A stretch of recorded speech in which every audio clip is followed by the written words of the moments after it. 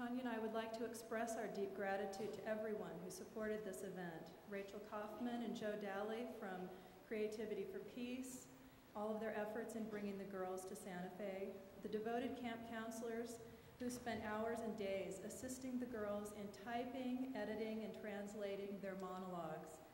Odette Sala, Kylie Emmers, Anna L. Harpaz, and a real special thanks to Hazar Masri and Rochelle Rickoff, who assisted us so intensely with all 32 young women who attended the writing and performance workshops.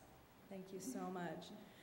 We'd like to offer our thanks again to John Beethan and Deborah Rosenman. They are our loyal Project Life Stories staff, and we're fortunate to have them.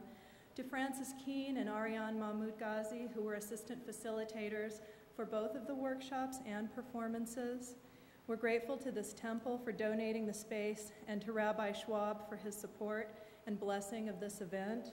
I want to acknowledge my partner Tanya for her amazing strength and vision as a director, writer, and business partner, to her husband again, Donald Rubenstein, for his creative genius and generosity as a composer and musician. I'd like to thank all of the volunteers who have assisted us with all of the peace monologues this summer, Jennifer Esperanza for her exceptional photography, and our deepest appreciation, of course, goes to these young women who will share their intimate and courageous stories with us tonight. Even though this event is taking place in a religious space, I do want to acknowledge the girls from the Muslim, Christian, and Druze faiths in honoring their beliefs and traditions as well. Thank you so much for coming.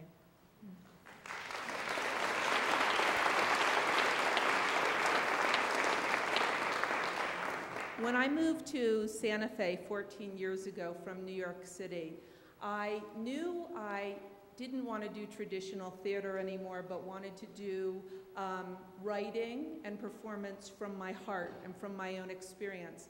And I had no idea where to begin. I came across an amazing book called Writing Down the Bones.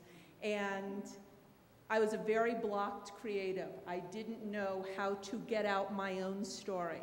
14 years later, I'm teaching writing to hundreds of people now, and I am so indebted and so grateful to introduce the amazing Natalie Goldberg, who wrote that book, and to just be here with her is such an honor. The monologue process, I always say, wouldn't exist without two key people who came and inspired me in my life.